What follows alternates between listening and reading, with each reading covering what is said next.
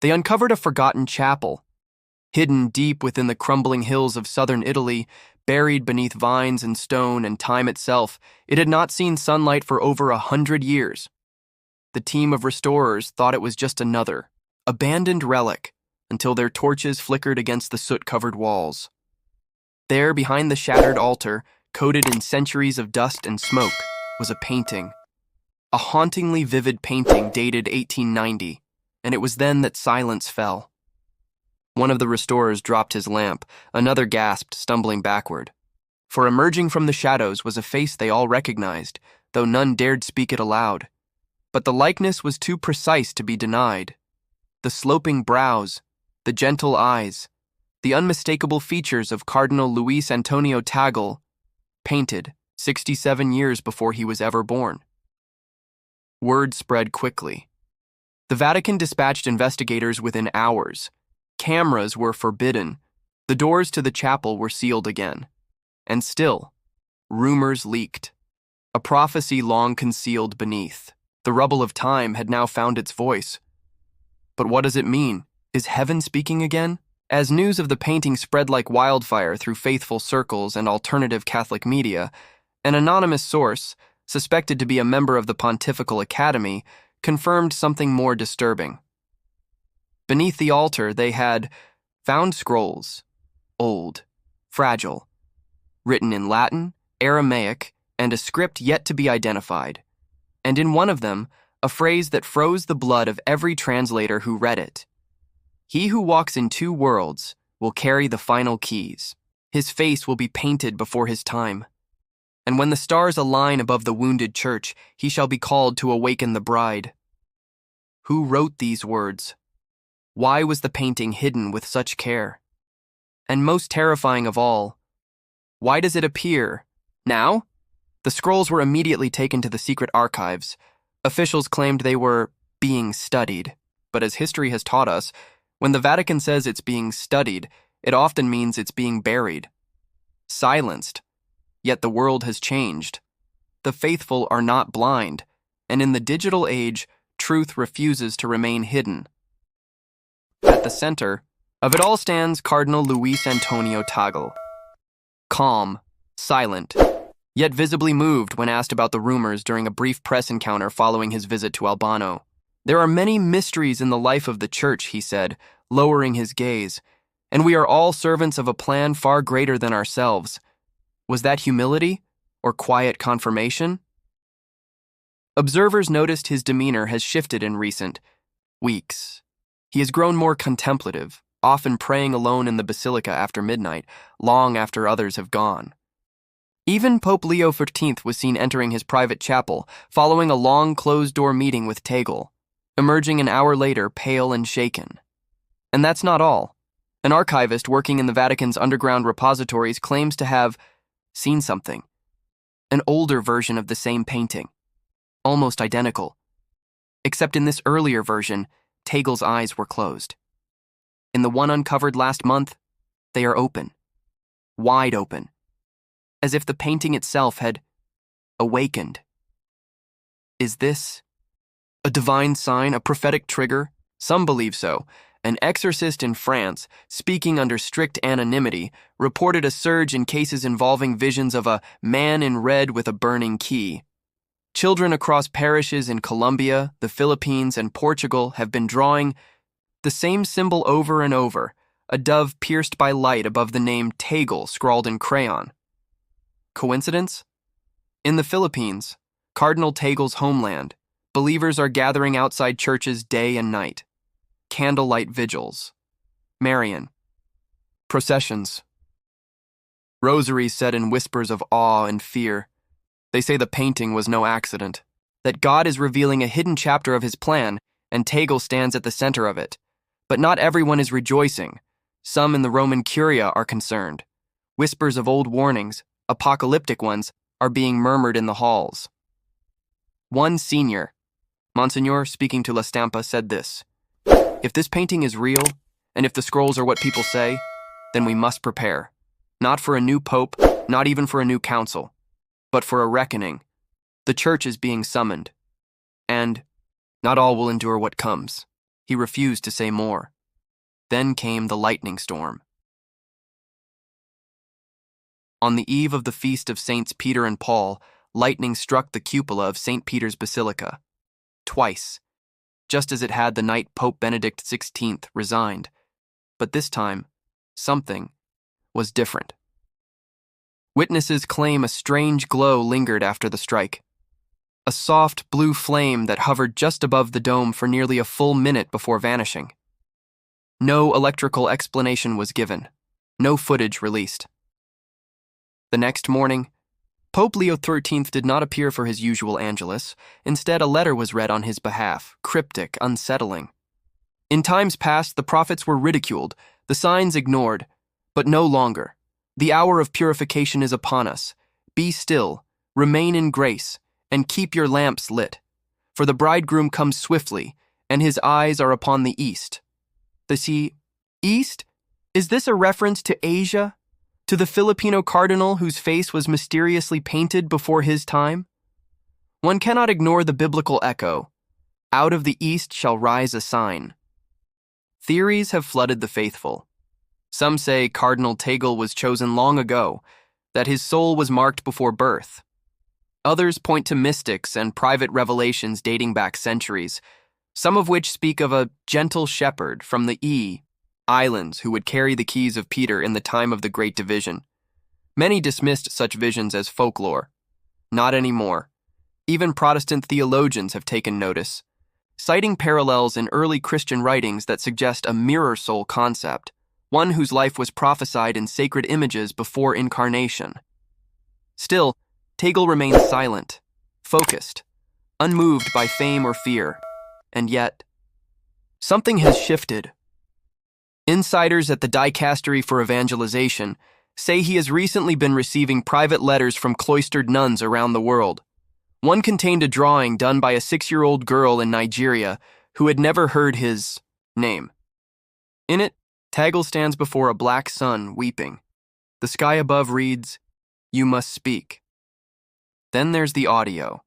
A low-quality clip, leaked just days ago, allegedly from a Vatican meeting, records a voice, calm, resonant, heavy with sadness, saying, "He must not run from this. He has seen it too." Who is the voice referring to? What has Tagle seen? And why now, at this turning point in church history, when Pope Leo XIV pushes bold reforms and ancient forces seem to rise again, has this painting emerged from its tomb of dust and silence? Is it a sign of hope or a warning? One elderly priest, trembling with age, offered this reflection during adoration. The Church has always walked the line between mystery and revelation, but sometimes, just sometimes, he lifts the veil. And when he does, those who are watching must be ready. The faithful are watching now, and the veil is trembling. Then came the blood rain.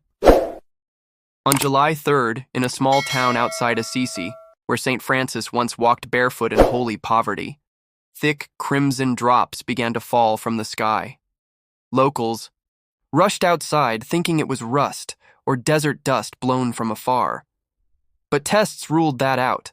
Scientists could not explain the hue, nor could they explain the timing. Precisely at 3:33 p.m., the hour of mercy inverted as the droplets began to fall in silence upon the chapel steps. Inside that very chapel, a traveling priest from Manila was offering a votive mass to the Immaculate Heart. His name has not been released, but in a letter later shared with the local bishop, he claimed this: "As the drops hit the stained glass of the crucifixion, I felt a hand on my shoulder, though I was alone. A voice, clear as thunder, yet soft as a mother's breath, said, 'The Lamb has not forgotten his bride, but the hour has come for her cleansing. Speak to him. He already bears the mark.' When the priest looked at the host in his hands, he said it shone with gold light, and for a moment bore the shape of a key. A key. Again and again, that symbol has emerged from scrolls, dreams, visions, and now rainfall. But what is the key, and why is it connected to Cardinal Tagle? Some theologians believe the answer lies in a suppressed document, kept buried beneath layers of pontifical secrecy. Rumors of this text, known among certain insiders as Codex Angelorum, have surfaced for centuries, said to have been written by St. Malachy himself, whose prophecies of the popes eerily predicted events centuries in advance. It speaks of a final age, a time when a foreign dove shall be given the burden of the crown, not to reign, but to reveal. And here is the twist that has sent shockwaves through the ranks of canon lawyers and Vatican diplomats alike. Cardinal Tagle's name in Latin translation, Luis Antonio Tagle, contains the same numerical value as annulus revelare, the revealing of the ring, coincidence, or prophecy written in numbers, waiting only for the right soul to be born. Those who believe with trembling. For even Pope Leo XIV, himself a man of mystery and midnight prayer, has spoken words that have unsettled even the strongest in faith. At his last private address to the Roman Curia, he said, "We are not the builders of the ark. We are its keepers. The storm is not ours to stop, only to endure. And I fear the clouds are no longer at the horizon, but overhead. A storm, a cleansing, a divine reckoning." Within the halls of the Vatican, lines have been drawn, not with swords, but with silence. There are those who speak of embracing this revelation, of opening the scrolls and preparing the bride of Christ for her final purification. But there are others, men in scarlet and purple, who fear what may be revealed, who still cling to power not for service, but for survival. And now, the underground war begins. Reports have surfaced of a secret midnight meeting in the Tower of the Winds, a chamber reserved for the Pope's most confidential audiences. Present were Pope Leo XIV, Cardinal Tagle, and 3 unnamed figures, believed by some to be mystics, possibly from the East. The meeting lasted over 4 hours. No transcript exists. But the very next morning, several high-ranking cardinals were reassigned, without warning or public explanation. Some say this was a preemptive strike. Others say it was a cleansing. But then, there was the scream. A Swiss guard stationed outside the Apostolic Palace claimed that at exactly 4:04 a.m., a cry rang out from within the papal chambers. A cry not of fear, but of anguish. Some say it came from the Pope. Others believe it was something else entirely. And as dawn broke, pilgrims gathered in St. Peter's Square began to report an unusual sight. The massive statue of St. Peter. Holding the keys, his stone hand had cracked. The right key had fallen. A Vatican spokesperson later said it was structural fatigue, but those who witnessed it firsthand said the stone did not fall like broken marble.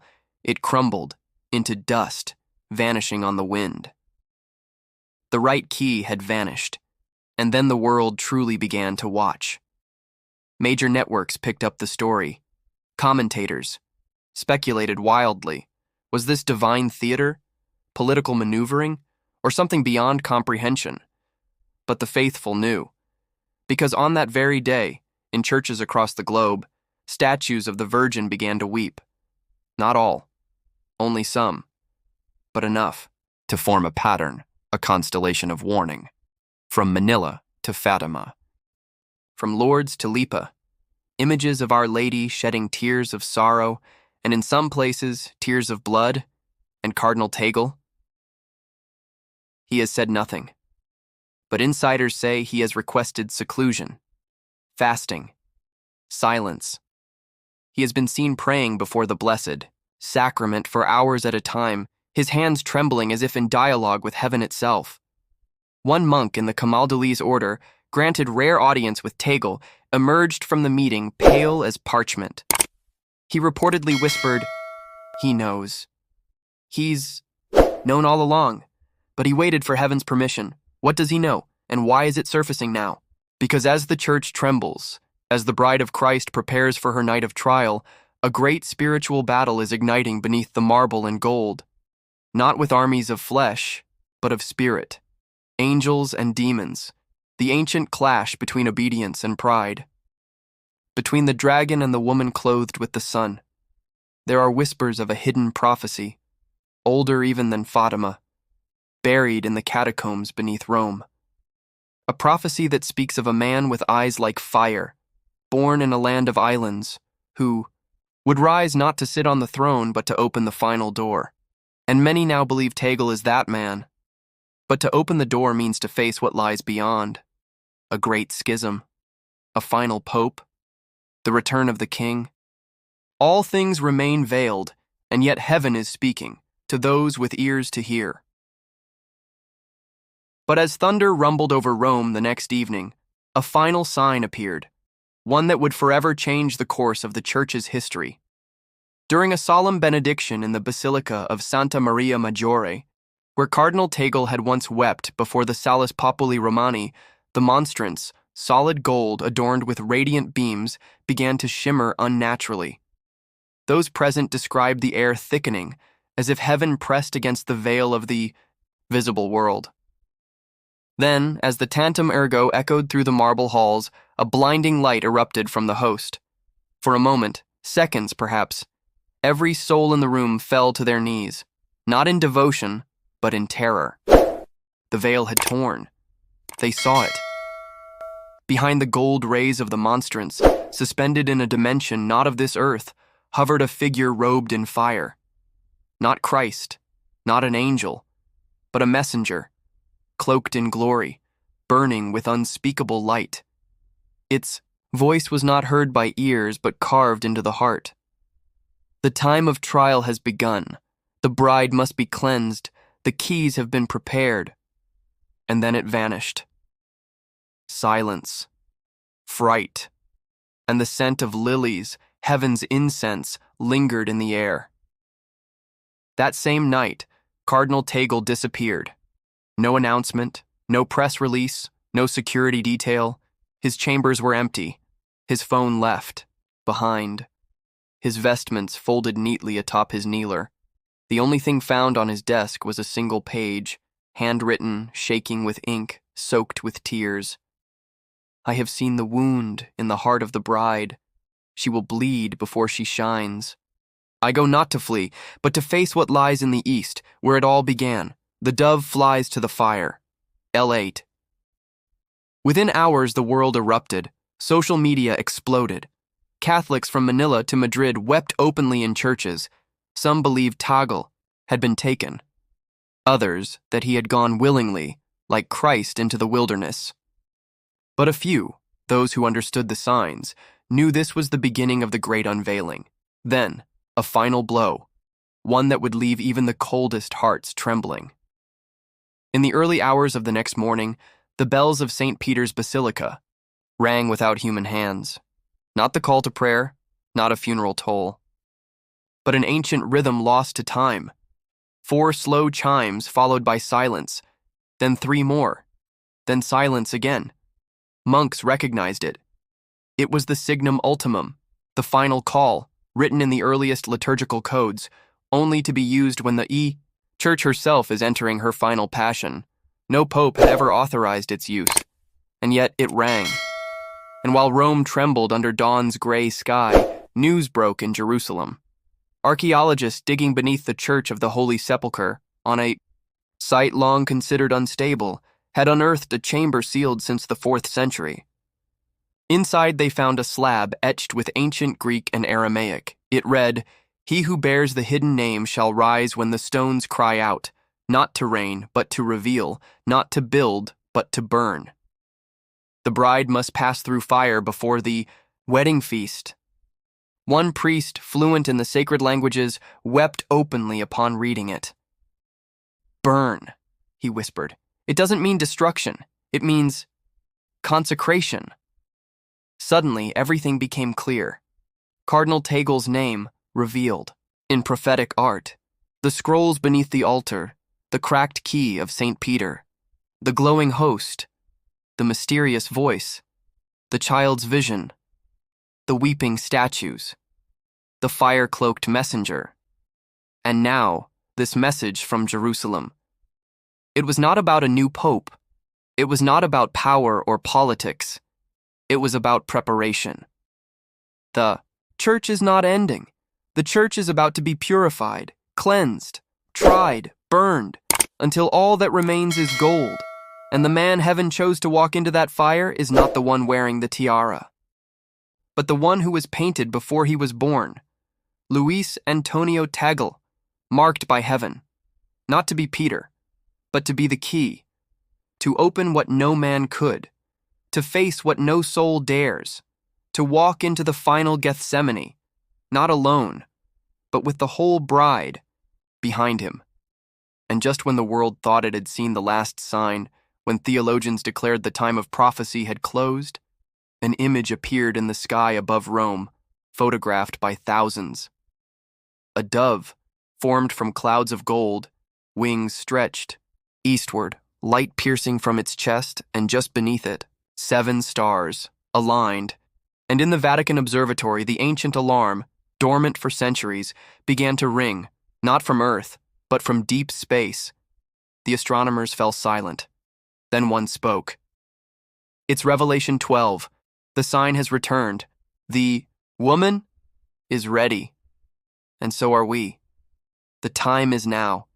The bride of Christ will shine, but only after the fire. Heaven is no longer whispering, it is roaring, and the dove flies to the flame.